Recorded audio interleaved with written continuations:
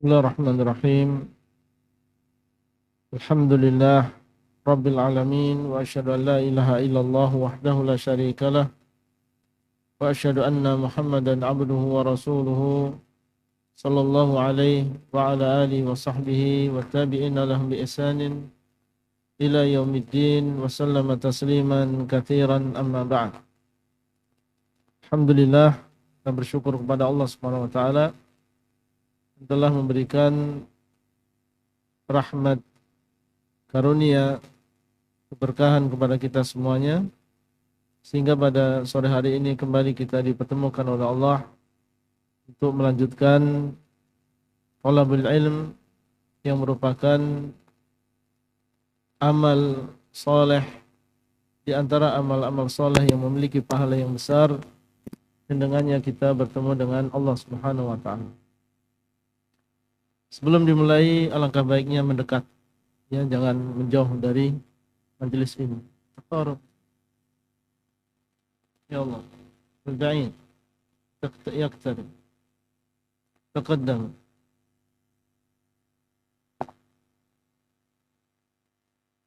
هكذا لماذا يكون بعيدين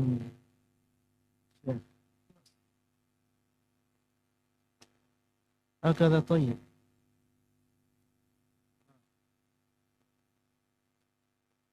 نجلس ونستمع ليس نتفرق في المجلس. نعم تفضل.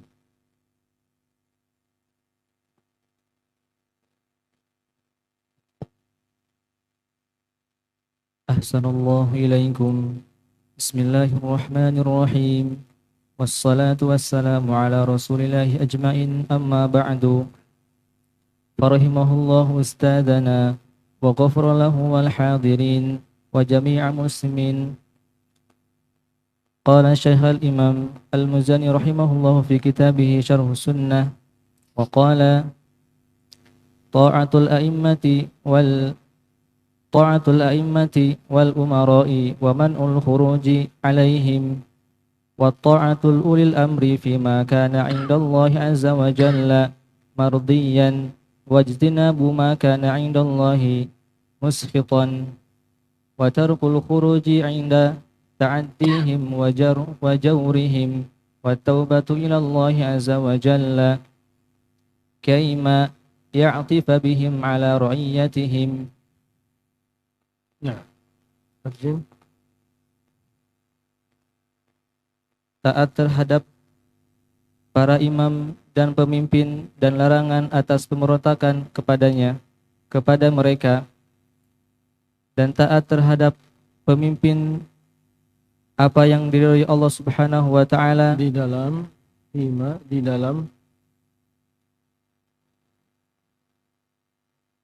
ketaatan kepada penguasa terhadap apa yang diridhai Allah dan menghindari apa yang Allah benci, dan meninggalkan pemberontakan ketika mereka melampaui batas dan melakukan ketidakadilan, dan bertaubatlah kepada Allah agar pemimpin berbuat baik terhadap rakyatnya. Nah, setelah beliau rahimahullah menyebutkan tentang akidah Ahlussunnah wal Jamaah di dalam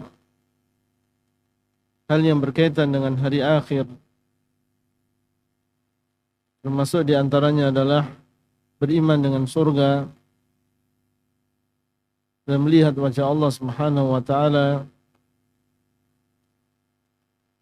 dan beriman bahwasanya Allah Subhanahu wa taala akan mengeluarkan orang-orang muwahhidin, orang-orang yang bertauhid kepada Allah, yang mereka melakukan dosa besar di dunia, sehingga dengan sebab dosa besar tersebut mereka dimasukkan ke dalam neraka. Maka setelahnya beliau menyebutkan satu di antara akidah Ahlussunnah wal Jamaah yang berkaitan dengan mendengar dan taat kepada penguasa.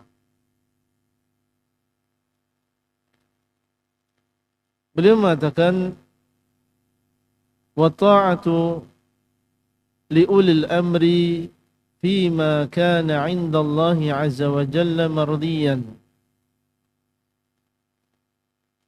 Dan termasuk di antara akidah Ahlussunnah wal Jamaah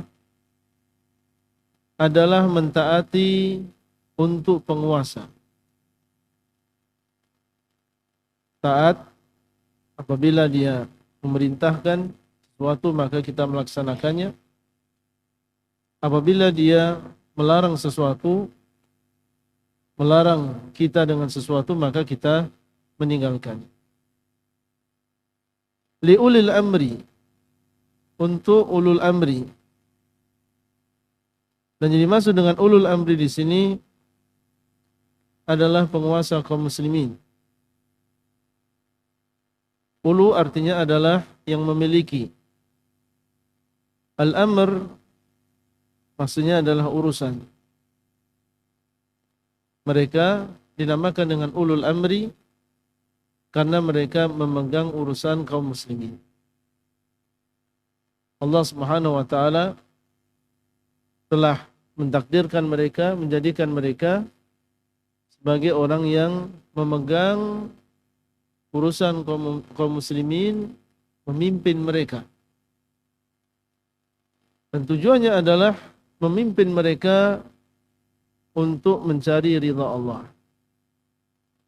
Karena semuanya kita di dunia ini diciptakan untuk beribadah kepada Allah Subhanahu wa taala. Allah Subhanahu wa taala tidaklah memberikan kepada kita negara, memberikan kepada kita daerah, diberikan usia, rezeki kecuali untuk beribadah. Namun untuk mewujudkan itu semuanya perlu ada orang yang memimpin kita. Kalau tidak ada pemimpin, sementara kita berada di daerah yang sama, jumlah yang banyak, kalau tidak ada di sana yang memimpin kita, maka tentunya akan kacau balau, amburadul urusan manusia. Jangankan masalah negara yang demikian besarnya, sebuah rumah yang di situ ada 3 orang, 4 orang, kurang atau lebih, seandainya di sana tidak ada pemimpin yang dianggap dialah yang memegang kekuasaan, keputusan di tangannya, maka rumah tangga tersebut akan hancur. Harus ada di sana seorang pemimpin, seorang kepala keluarga, seorang ayah. Dialah yang menentukan keputusan.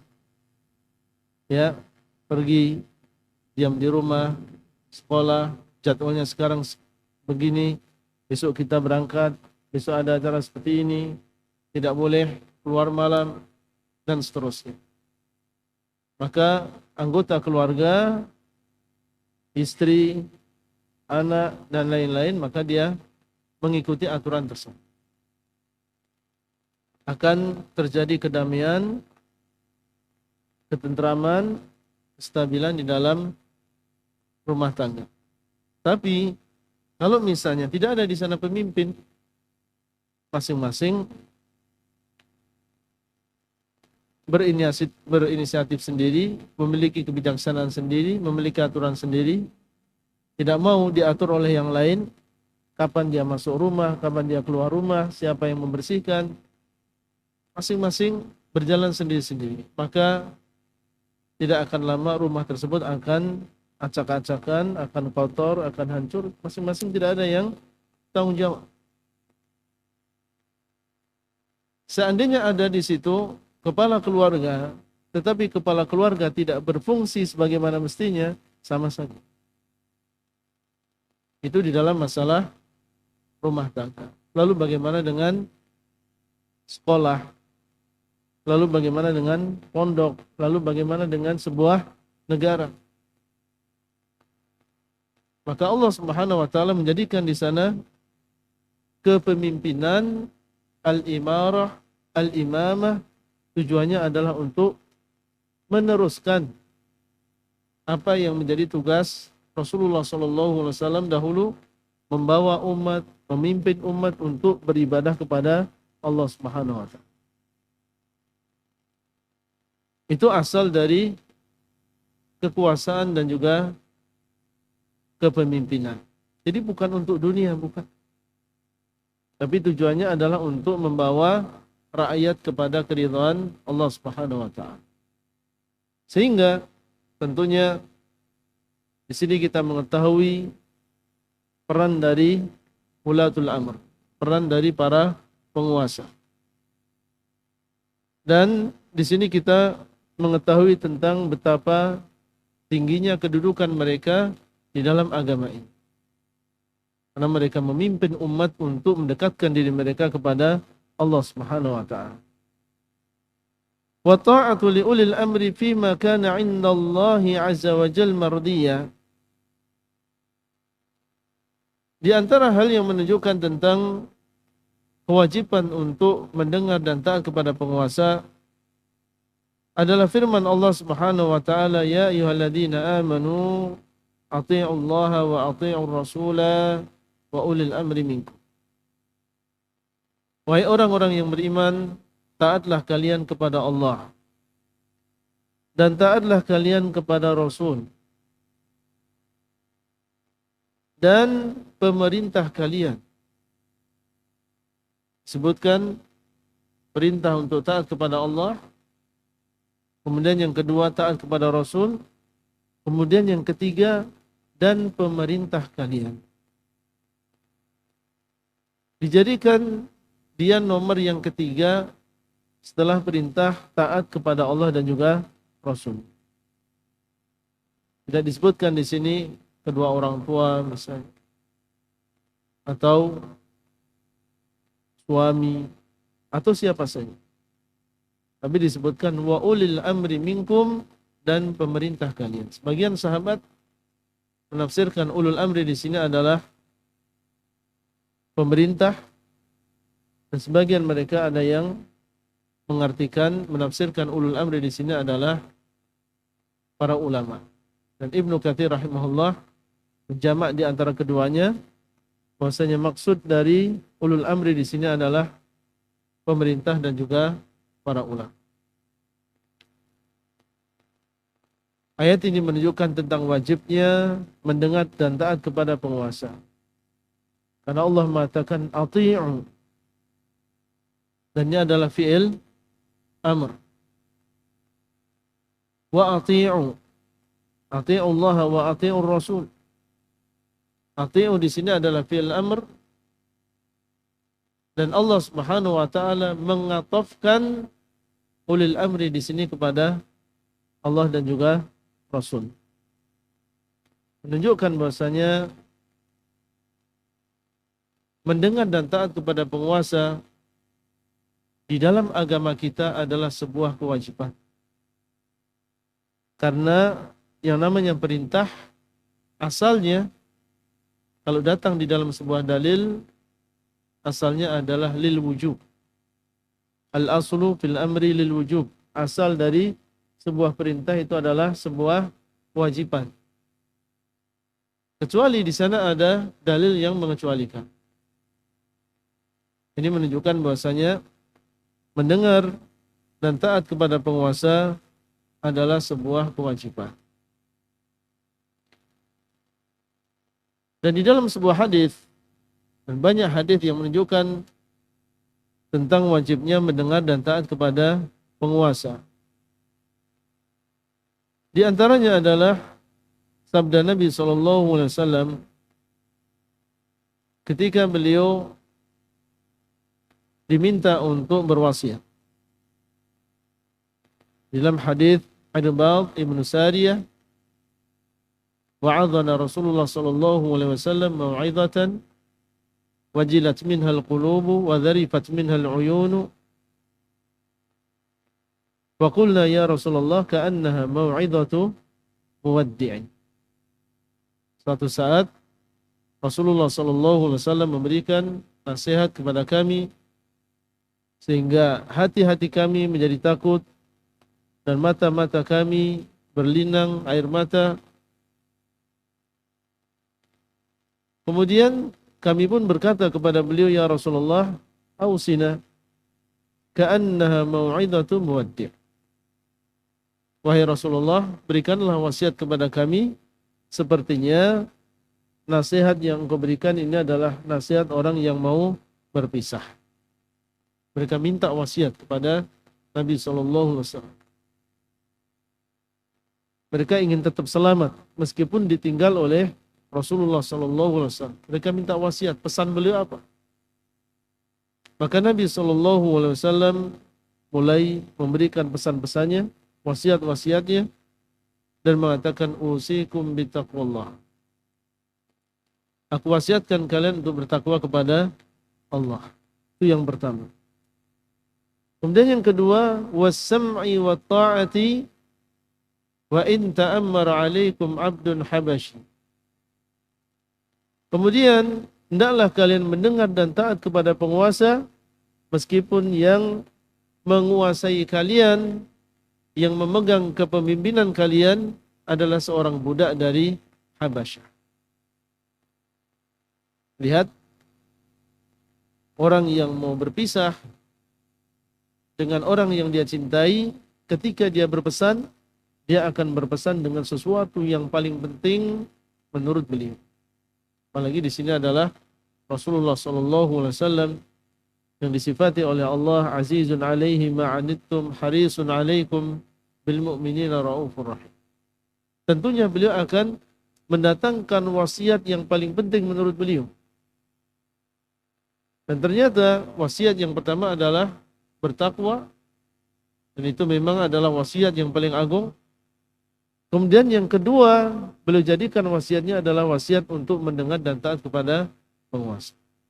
Ketika wasiat tersebut dijadikan nomor dua, tentunya ini menunjukkan tentang keutamaannya dan pentingnya mendengar dan taat kepada penguasa.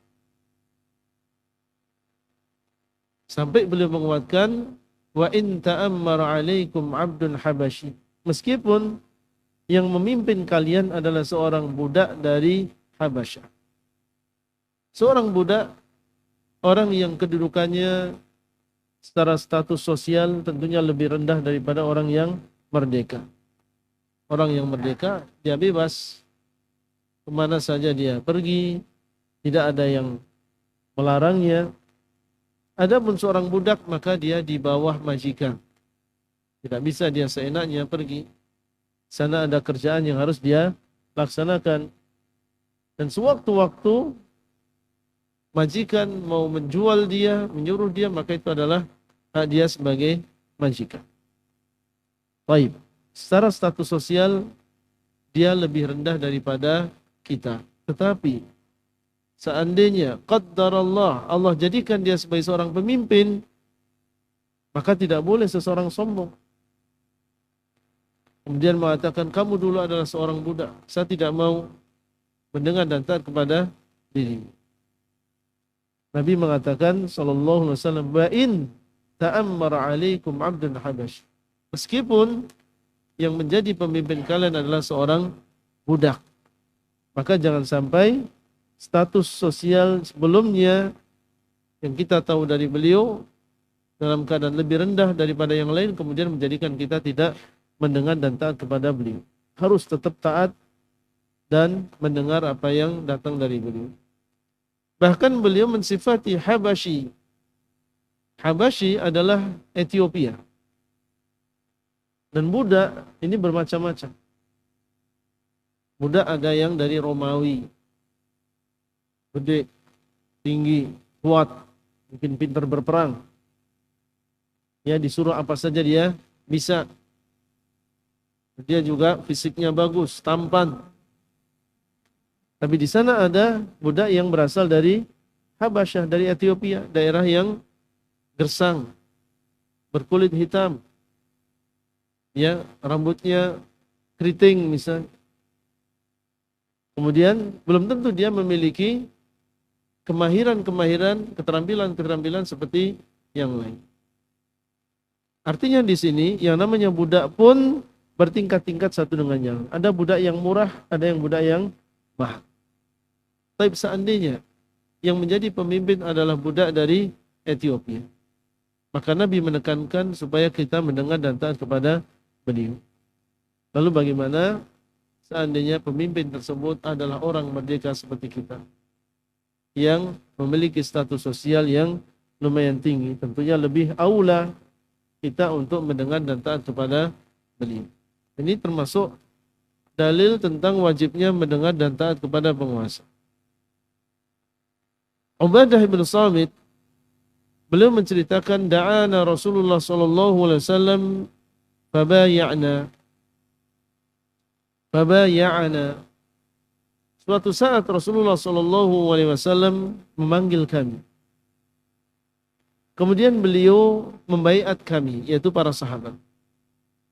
Fakana fima akhadha alaina an bay'ana 'ala as-sam'i wa ta'ati fi manshatina wa makrahina wa usrina wa yusrina wa atharatin alaina.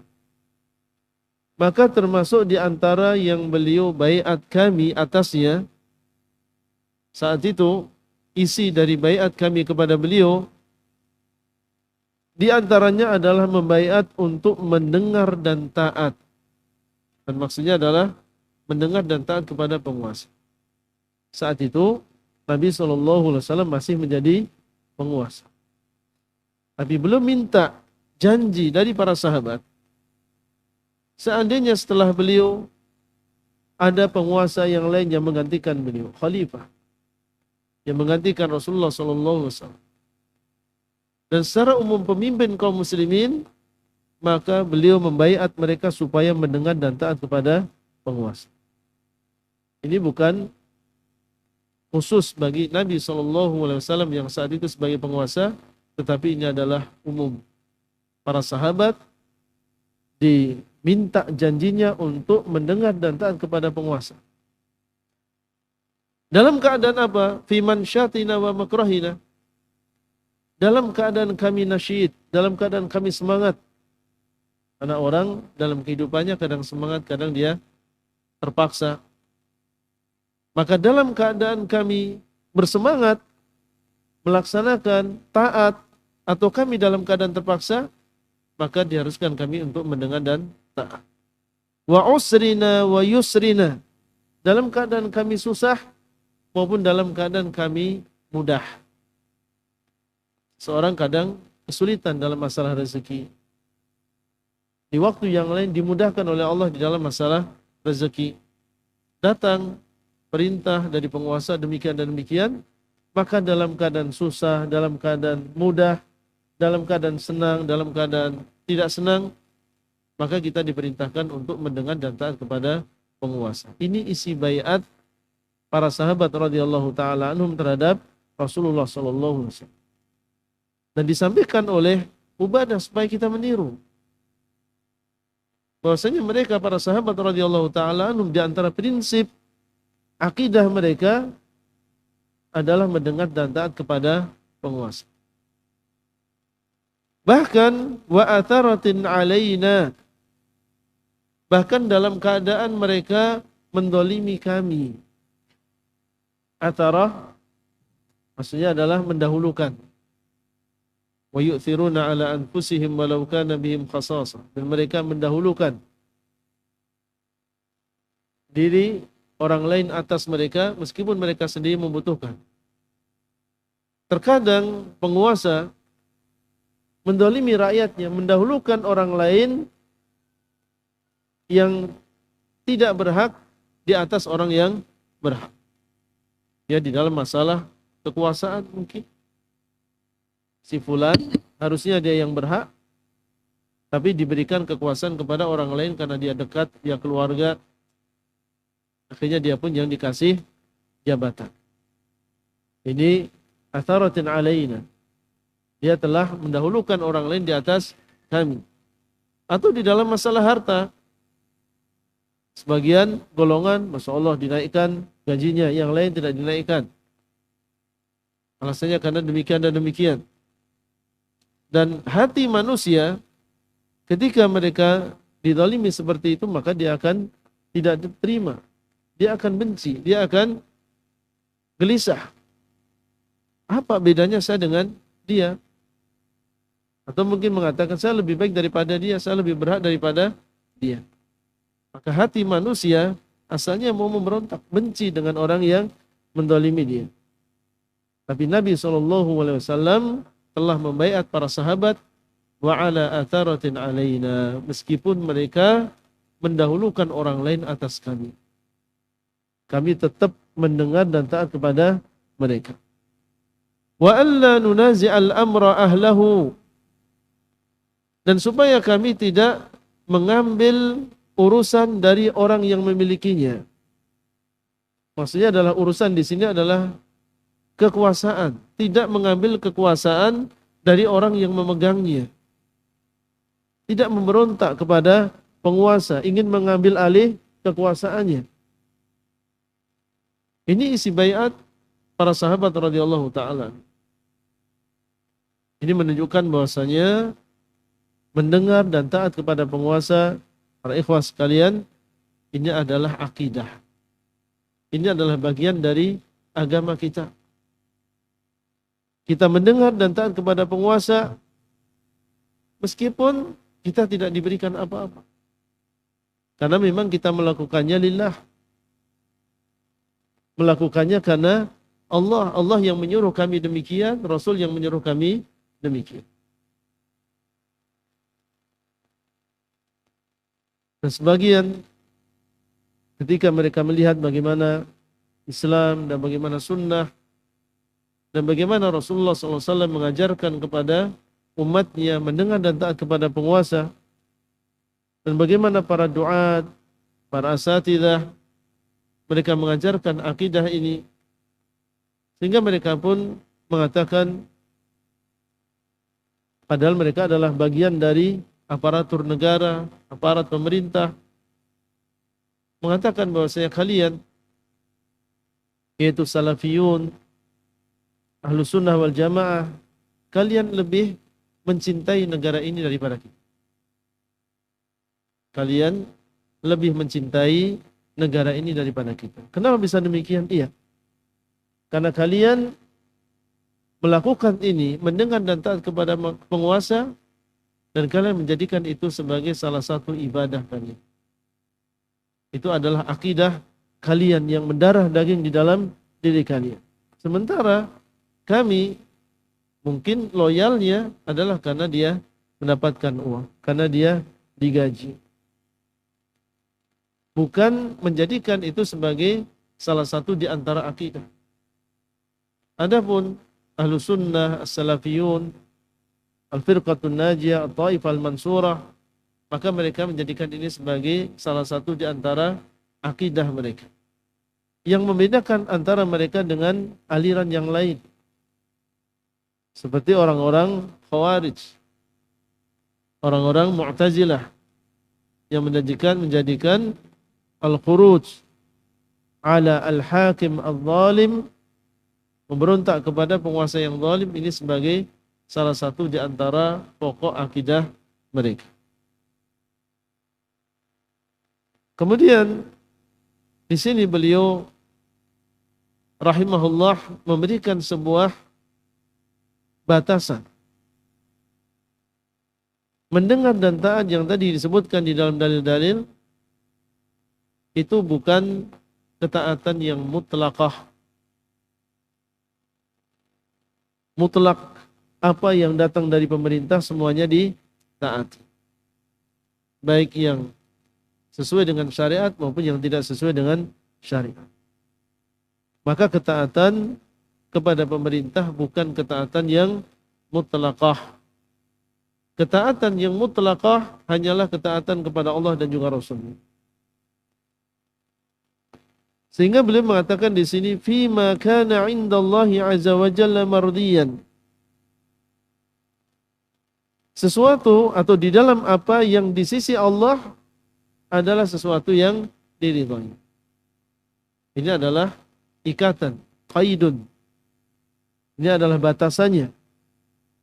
Berarti mendengar dan taat kepada penguasa adalah di dalam perkara yang diridhai oleh Allah Subhanahu wa taala. Berarti masih ada batasannya. Karena ketaatan yang mutlak hanya ketaatan kepada Allah dan juga Rasul-Nya. Adapun ketaatan kepada makhluk, seorang istri kepada suami, rakyat kepada penguasa, anak kepada orang tuanya, maka itu adalah ketaatan yang muqayyadah, ketaatan yang terbatas, yang terikat. Itu harus kita bedakan. Maksudnya apa? Kalau sesuai dengan syariat, tidak bertentangan dengan agama, kita taati. Tapi kalau sampai bertentangan dengan agama, berbeda dengan yang diinginkan oleh Allah dan juga Rasulnya, maka harus kita tinggalkan. Tidak boleh kita mentaati aturan tersebut.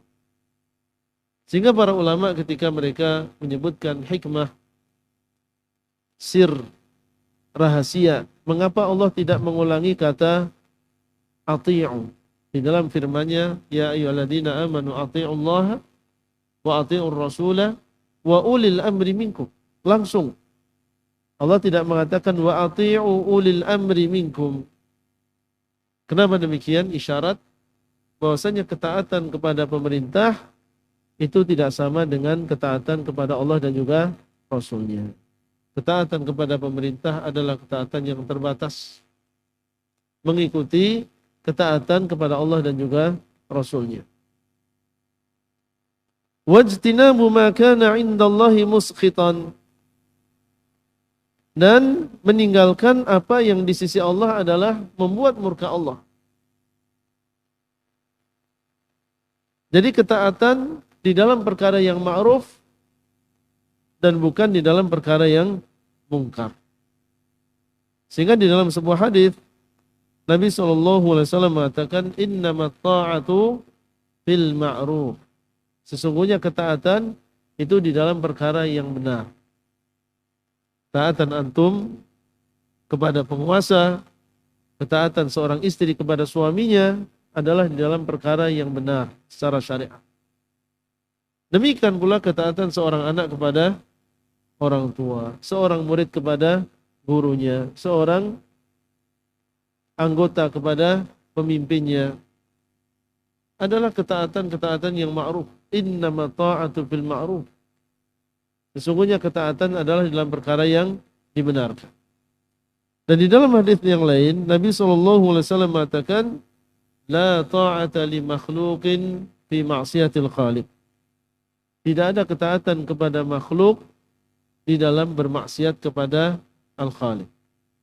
La ta'ata. Tidak boleh taat kepada makhluk di dalam berbuat maksiat kepada Al-Khaliq. Jadi kalau pemerintah, penguasa mengeluarkan sebuah aturan, perintah, yang kalau kita lihat di dalam Al-Quran dan juga hadis ternyata bertentangan dengan Al-Quran dan hadis. Contoh misalnya, pemerintah mengharuskan wanita untuk melepas jilbab. Ini kita lihat di dalam Al-Quran dan hadis. Sesuai atau tidak? Kalau misalnya kita dapatkan ternyata tidak sesuai. Allah Subhanahu wa taala mengatakan, wahai Nabi, qul li azwajika wa banatika wa nisa'il mu'minin yudnina 'alaihinna min jalabibihin. Katakan kepada istrimu, anak-anakmu dan wanita-wanita yang beriman supaya mereka menjulurkan jilbab-jilbab mereka. Justru Allah malah menyuruh untuk menjulurkan jilbab. Nabi SAW mengabarkan tentang adanya di akhir zaman wanita-wanita yang kasiyatun ariyat, wanita-wanita yang mereka berpakaian akan tapi mereka telanjang, berpakaian tetapi tidak sempurna dalam menutup auratnya, seperti orang yang telanjang. Berarti menunjukkan tentang diharamkannya membuka aurat. Maka seorang muslim dan juga muslimah melihat kalau itu adalah ternyata bertentangan dengan syariat Allah, maka tidak boleh dia mentaati perintah tersebut. La ta'ata li makhluqin fi maksiatil khaliq. Tidak boleh mentaati seorang makhluk dalam rangka bermaksiat kepada Al-Khaliq, siapapun dia. Ya, ketaatan kita kepada Allah dan juga Rasulnya lebih didahulukan daripada ketaatan kita kepada pemerintah. Alasan apapun. Entah itu alasan kebinekaan, entah itu alasan persatuan, keseragaman, dan seterusnya. Kita lihat kepada dalil. Tetapi kalau dia memiliki perintah yang lain yang tidak bertentangan dengan Al-Quran dan hadis, maka kita kembali ke asal. Asalnya adalah mendengar dan taat kepada beliau. Jadi seandainya pemerintah mengeluarkan 10 peraturan, satu di antaranya bertentangan dengan dalil, maka seorang sunni, salafi, seorang ahlu sunnah mentaati mereka di dalam 9 peraturan dan tidak mentaati mereka di dalam 1 peraturan. Artinya mereka masih menganggap beliau-beliau adalah sebagai pemerintah, beliau-beliau adalah penguasa kita. Tapi dalam peraturan yang bertentangan dengan syariat Allah, maka seorang muslim dan juga muslimah tidak boleh mentaati peraturan tersebut. Ini sikap ahlu sunnah wal jamaah. Adapun orang-orang Khawarij, Mu'tazilah, dan orang-orang yang mengikuti jalan mereka, kalau mereka melihat satu penyimpangan, pemerintah memerintahkan sesuatu yang bertentangan dengan dalil, maka mereka akan lepas tangan, maka mereka akan memberontak, maka mereka akan tidak mau mentaati peraturan-peraturan yang lain. Tahu bedanya ya? Itu bedanya antara seorang ahlu sunnah, sunni salafi dengan seorang hizbi. Ya, orang-orang Khawarij, Mu'tazilah, kalau mereka melihat kezaliman, kefasikan yang dilakukan oleh pemerintah, maka langsung mereka jadikan itu sebagai sebab untuk memberontak kepada penguasa, baik dengan lisan mereka ataupun dengan kekuatan mereka. Kemudian beliau mengatakan watarkul khuruji 'inda ta'addihim wa jawrihim. Dan di antara akidah kita yang berkaitan dengan penguasa adalah meninggalkan memberontak kepada mereka di saat mereka melakukan kezaliman, di saat mereka melakukan berlebih-lebihan di dalam urusan mereka. Karena yang namanya penguasa, dia punya kekuasaan. Tinggal dia mengatakan laksanakan, bunuh, pukul, penjara, paksa, dan seterusnya, maka dia punya tentara, punya bawahan, punya kekuatan. Sehingga mungkin saja terjadi kezaliman yang dilakukan oleh pemerintah. Bagaimana akidah Ahlussunnah? Wa tarkul khuruj. Mereka meninggalkan memberontak, artinya mereka tidak memberontak kepada penguasa ketika mereka melakukan kezaliman kepada rakyatnya. Insyaallah kita lanjutkan setelah adzan.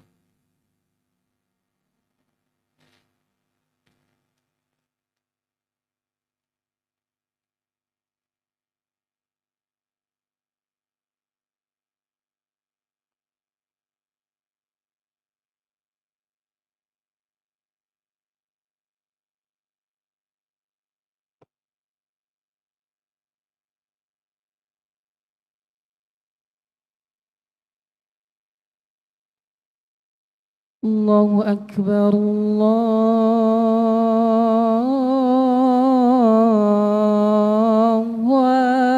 Akbar.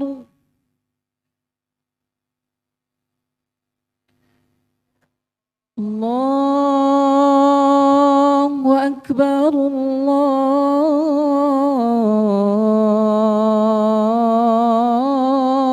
Akbar.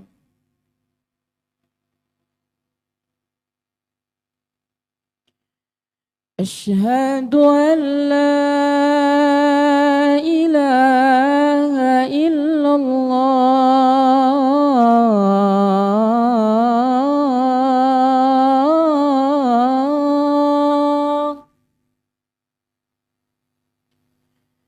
أشهد أن لا إله إلا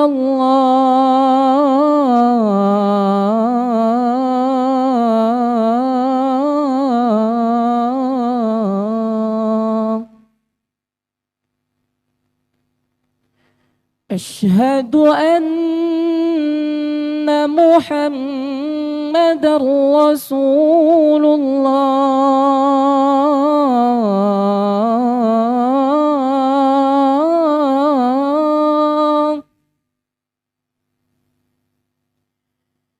أشهد أن محمد رسول الله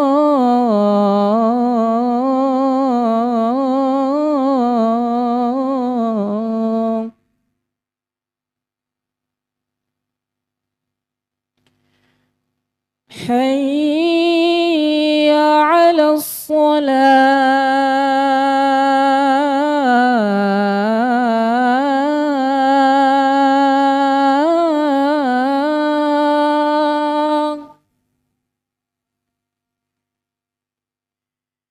حي على الصلاة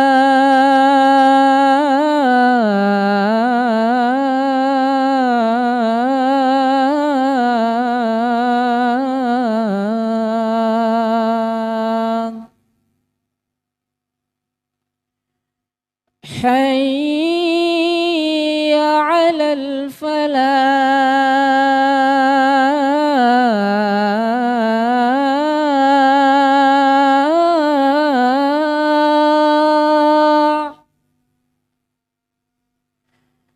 حي على الفلاح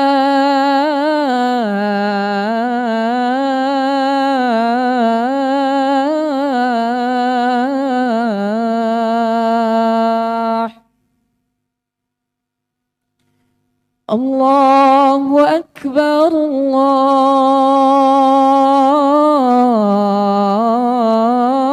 الله أكبر لا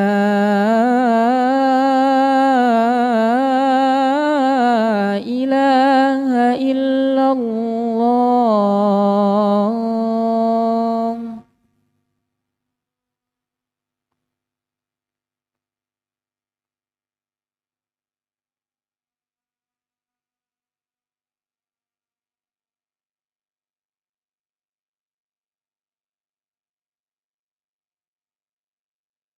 Kemudian beliau mengatakan rahimahullah, wa tarkul khuruj 'inda ta'addihim wa jawrihim. Di antara akidah kita adalah meninggalkan untuk memberontak kepada mereka ketika mereka melakukan kezaliman. Dan ini juga bukan karena takut, bukan. Ya, tetapi ini semua adalah karena melaksanakan perintah Allah Subhanahu wa taala dan juga Rasulnya. Di antara dalilnya apa yang dikeluarkan oleh Al-Imam Al-Bukhari dan juga Muslim dari Ibnu Abbas bahwasanya Rasulullah sallallahu alaihi wasallam bersabda, "Man kariha min amirihi syai'an falyasbir alaih." Barang siapa yang membenci sesuatu dari amirnya, pemimpinnya, maka hendaklah dia bersabar. Nabi mengatakan, dan beliau yang mengatakan, falyasbir alaih, maka hendaklah dia bersabar atasnya. Dan di antara yang kita benci dari seorang pemimpin adalah kezaliman yang dia lakukan. Kebijaksanaan yang kadang tidak sesuai dengan keinginan kita. Falyasbir alaih, maka hendaklah dia bersabar. Fa innahu laisa ahadun minan nas kharaja minas sultani shibran famata alaihi illa mata mitatan jahiliyah. Karena tidak ada seseorang yang meninggal dunia, seorang yang memberontak kepada penguasa meskipun hanya sejengkal. Kemudian dia meninggal dalam keadaan dia tidak membaiat kepada seorang pemimpin negara, kecuali dia meninggal dalam keadaan jahiliyah. Di dalam hadis yang lain, innahu yusta'malu 'alaikum umara fata'rifuna wa tunkirun.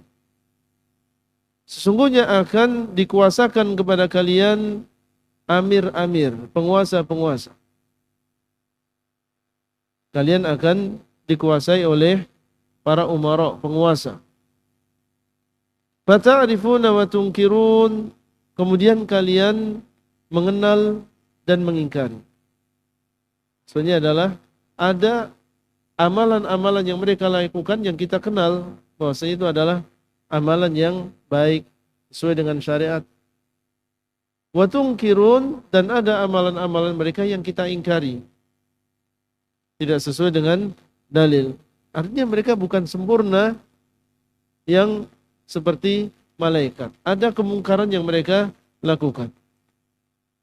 Faman kariha faqad bari'a. Barang siapa yang membenci apa yang mereka lakukan ini berupa kezaliman, kefasikan, maka dia telah berlepas diri, dia telah selamat. Karena wajib bagi kita untuk membenci kemungkaran. Wa man ankara faqad salima. Barang siapa yang mengingkari dengan hatinya, mengingkari dengan lisannya tetapi dengan cara yang baik. Dengan sembunyi-sembunyi, bukan dengan cara yang di hadapan orang banyak. Maka sungguh dia telah selamat.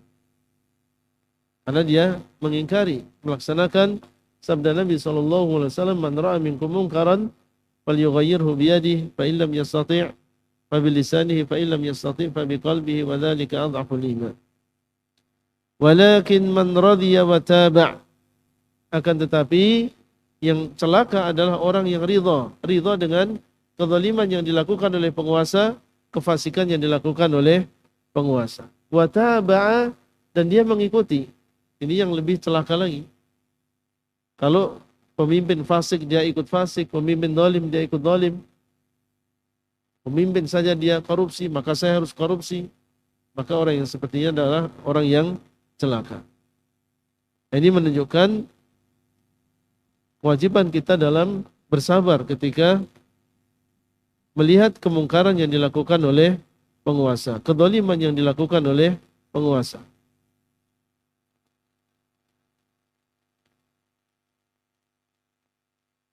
Nah, wa tarkul khuruj 'inda ta'addihim wa jawrihim.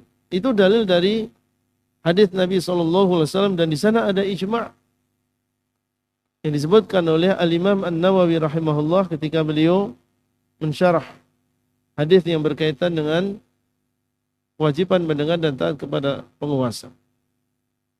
Beliau mengatakan, wa ammal khuruju alaihim wa qitaluhum fa haramun bi ijma'il muslimin wa in kanu fasaqatan zalimin. Adapun memberontak kepada penguasa dan memerangi mereka, maka itu adalah haram dengan ijma' kaum muslimin. Dengan ijma' kaum muslimin, berarti seluruh ulama madhab, mulai dari madhab Al-Imam Abu Hanifah sampai kepada madhab Al-Imam Ahmad bin Hanbal, maka semuanya mengatakan bahwa memberontak kepada penguasa, memerangi penguasa adalah sesuatu yang diharam. Jangan ada yang mengatakan madhabnya Imam Syafi'i boleh. Ini bukan ranahnya khilaf. Ini adalah ijma'. Seluruh ulama ahlu sunnah wal jamaah dari seluruh madhab, mereka mengatakan ini adalah perbuatan yang haram. Jangan tertipu dengan adanya orang yang demo, adanya orang yang memberontak, adanya orang yang mengaku bermadzhab Syafi'i tetapi dia mencela pemerintah. Karena mereka tidak mengikuti dalil dan juga mereka tidak mengikuti mazhab mereka sendiri. Kemudian beliau menguatkan dan mengatakan wa in kanu fasaqatan zalimin, meskipun mereka adalah orang-orang yang fasik. Fasik adalah melakukan dosa besar. Korupsi bagian dari dosa besar. Berzina bagian dari dosa besar. Meskipun mereka adalah orang-orang yang fasik. Zalimin meskipun mereka adalah orang-orang yang zalim. Mendolimi rakyat dari sisi hartanya. Mewajibkan kepada mereka ini dan itu. Padahal itu bukan sesuatu yang wajib. Itu mengambil harta orang lain tanpa hak. Atau misalnya mendolimi mereka secara fisik. Membunuh sebagian orang tanpa hak. Sembunyi-sembunyi. Atau misalnya memenjara sebagian mereka tanpa hak. Dibuat skenario. Ya, sehingga ada alasan untuk ditangkap, dijebak. Ya, seakan-akan dia membawa uang, seakan-akan dia selingkuh, seakan-akan dia demikian dan demikian. Sehingga bisa dibawa di penjara. Maka ini adalah sebuah kezaliman. Tapi ini tidak menjadi sebab rakyat kemudian boleh untuk memberontak kepada penguasanya. Dan ini adalah ijma'. Dan ijma' adalah termasuk dalil. Tidak boleh kita menyelisihi ijma' tersebut. Wat-taubatu ila Allah azza wa jal kayma ya'tifa bihim ala ra'iyatihim.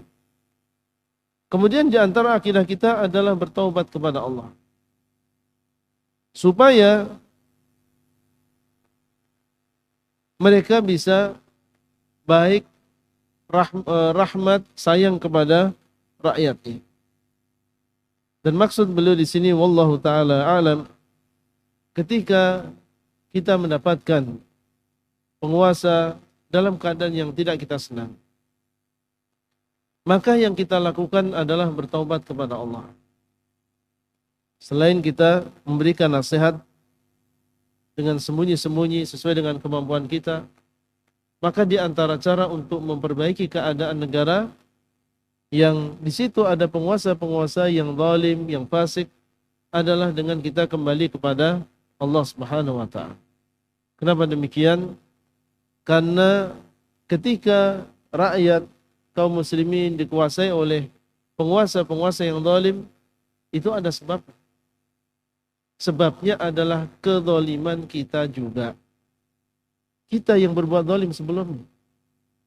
Rakyat yang mereka banyak melakukan kemaksiatan, lupa kepada Allah, cinta kepada dunia. Ketika Allah SWT melihat kita dalam keadaan zalim, maka Allah menguasakan kepada kita orang-orang yang zalim. Allah mengatakan, wa kadzalika nuwalli ba'dadh zalimina ba'dhan bima kanu yaksibun. Dan demikianlah kami menjadikan sebagian orang-orang yang zalim berkuasa kepada sebagian orang zalim yang lain. Allah menguasakan orang zalim kepada orang zalim yang lain karena mereka saling menzalimi satu dengan yang lain.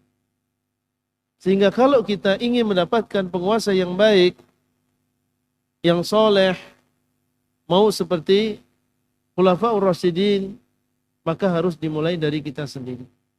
Caranya bagaimana? Ya, kita bertobat kepada Allah.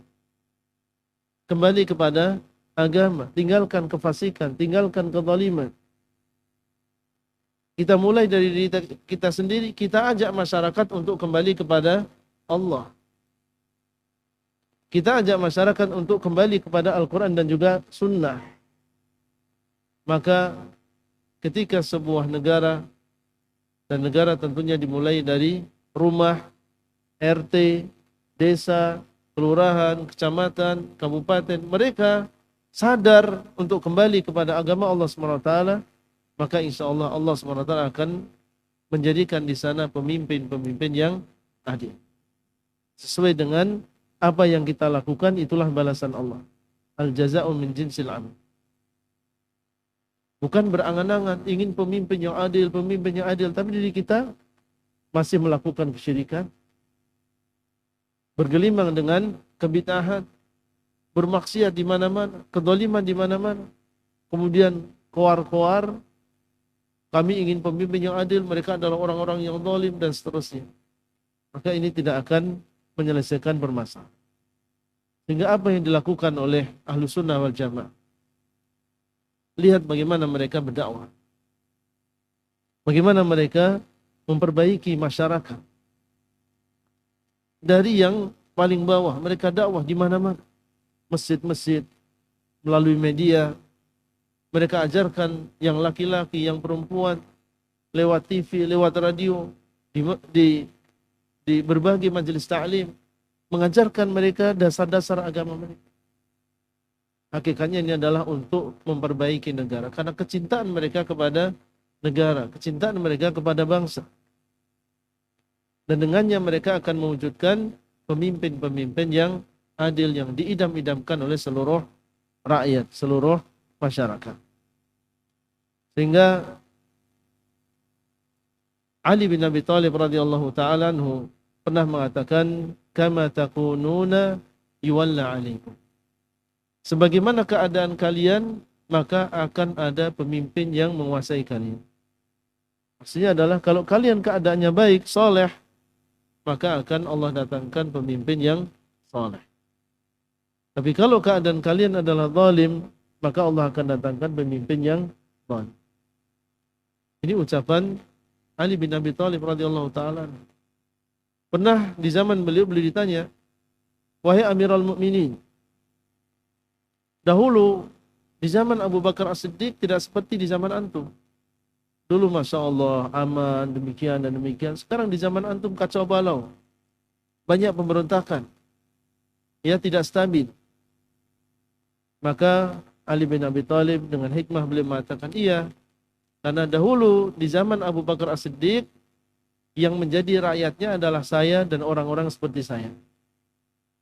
Dan sekarang di zaman saya, yang menjadi rakyatnya adalah kamu dan yang semacam dengan diri. Ya, artinya beda. Kalau rakyatnya soleh, rakyatnya baik, maka akan Allah datangkan pemimpin yang soleh. Ya, kalau tidak demikian, maka Allah akan datangkan pemimpin yang tidak baik. Nah, ini menjadi tentunya renungan bagi kita semuanya. Semoga Allah SWT memberikan kemudahan bagi kita semuanya untuk mengamalkan apa yang kita ilmui. Barakallahu fikum. Sebelum ditutup, ada pertanyaan, silahkan ditulis jawabannya. Nanti ditulis setelah sholat isya. Pertanyaannya, sebutkan secara singkat akidah Ahlus Sunnah dalam mendengar dan taat kepada pemerintah. Sebutkan secara singkat akidah Ahlus Sunnah dalam mendengar dan taat kepada pemerintah. Tulis namanya. Ya akhi, anta talib, aina kitabuk? Ha? Aina daftar? Ha? Isakan? Isakan wala fil bait? Isakan. Baik. طالب هنا والدفتر في السكن كيف تكتب؟ ها؟ كيف تحصل على العلم؟ طيب بارك الله فيكم وصلى الله على نبينا محمد وعلى آله وصحبه أجمعين والسلام عليكم ورحمة الله وبركاته.